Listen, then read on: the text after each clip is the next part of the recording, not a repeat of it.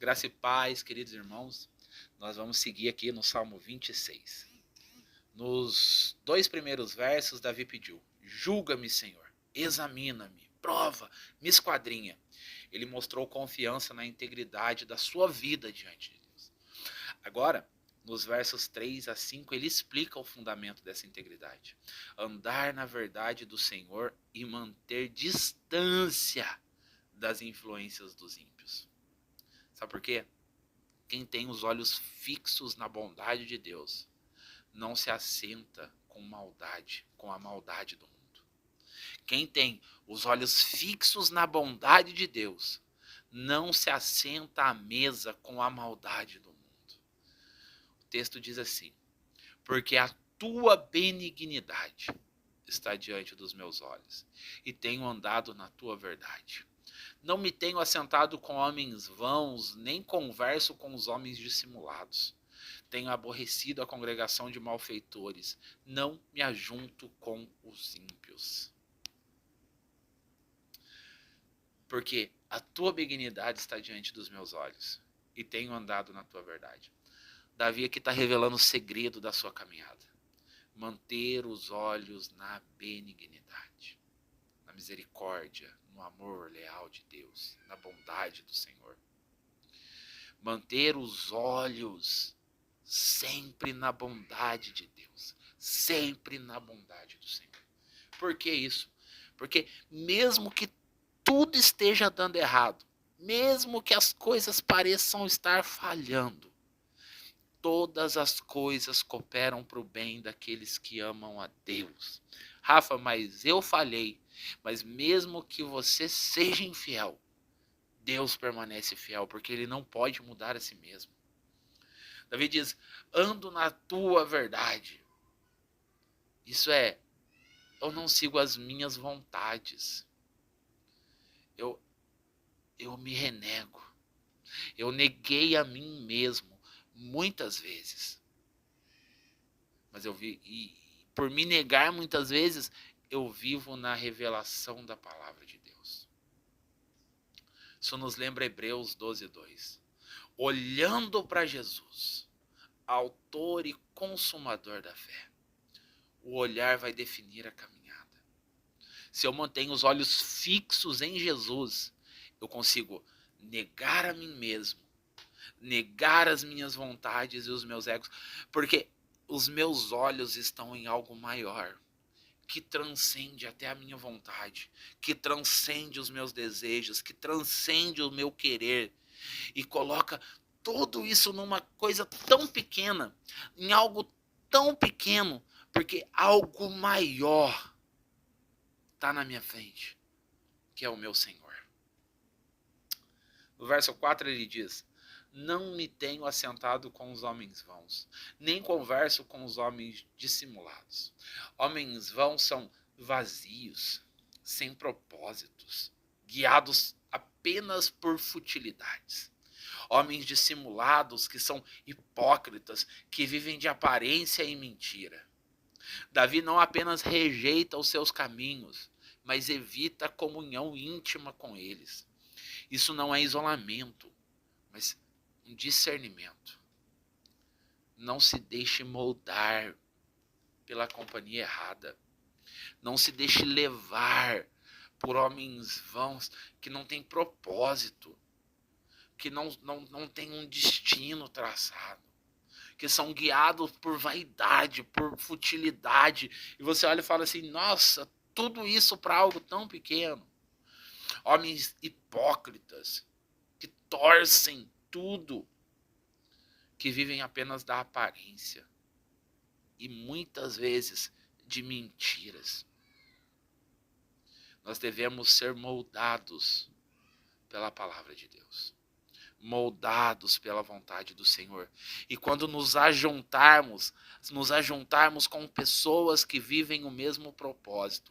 Eu não estou falando para você excluir as suas amizades com os ímpios, com pessoas que não servem a Deus. Não é isso. Não é isso. Mas não se deixe ser guiado por eles. Paulo diz assim: eu não digo isso para que vocês saiam do mundo. Não, porque Não digo isso para que vocês não falem com as pessoas do mundo, até porque senão vocês teriam que sair do mundo. Mas para aqueles que se dizem irmãos e são vazios, dissimulados, hipócritas, vivem de aparência de piedade. No verso 5 ele diz: tenho aborrecido a congregação de malfeitores, não me ajunto com os ímpios. Aborrecido é como, em outras palavras, eu rejeito com firmeza. Não tenho prazer na companhia deles. Não me sinto bem perto deles. Essa congregação de malfeitores, que são grupos que se juntam organizados no mal, unidos pela injustiça, sabe? Esse tipo de pessoa que, quando se ajunta, maquinam apenas o mal, a futilidade, a ganância, desejos torpes. Davi reafirma: não me misturo com os ímpios. Ele sabe que santidade exige separação. E nós parece que temos algum certo tipo de prazer de estar naquela roda conversando coisas que a gente sabe que não deveria nem estar ali. Assuntos que nem deveriam passar pela nossa mente, quanto mais pela nossa boca. Coisas que não cabem a nós, não servem mais para nós, não se encaixam mais em nós. Nós não devemos fazer parte desse povo. Não devemos nos ajuntar com eles para essas coisas. Nunca, nunca. O caminho do crente é outro. A congregação do cristão é outra. Nós andamos por outros caminhos. Não é à toa que a palavra para nós é conversão, quando nós aceitamos a Cristo. Literalmente mudamos de um lado para o outro. Caminhávamos para um lado, passamos aí para o outro. Um exemplo, a gente ia para o norte, a gente passa aí para o sul. Sabe? Essa mudança. Tem um ditado popular que diz: mostra-me com quem andas e eu te direi quem és.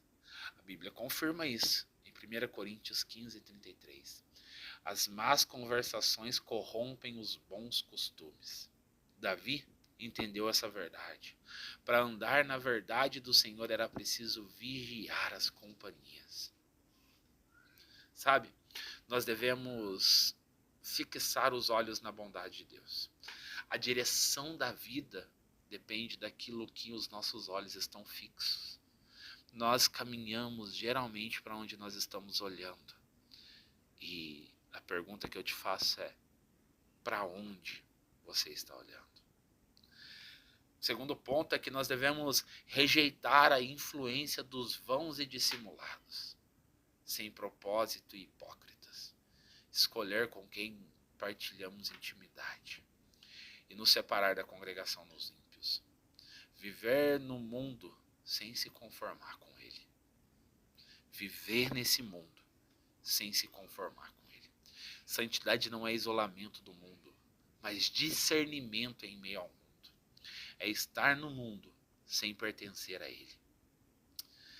Nós devemos manter a fidelidade no nosso caminhar. Andar na verdade de Deus significa manter o coração fixo na sua benignidade e os pés longe dos caminhos do engano.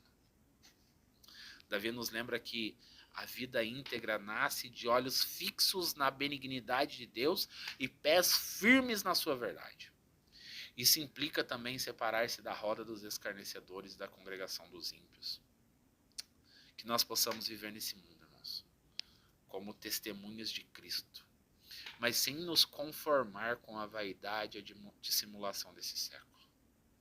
Amém? Se você curtiu, se esse vídeo falou com você de alguma forma, você sabe muito bem o que você tem que fazer. Curta, comenta, se inscreva, compartilha. Me ajuda a fazer com que essa palavra chegue a mais pessoas. Amém? Que a graça e a paz do nosso Deus esteja com você. Até o próximo vídeo e tchau, tchau.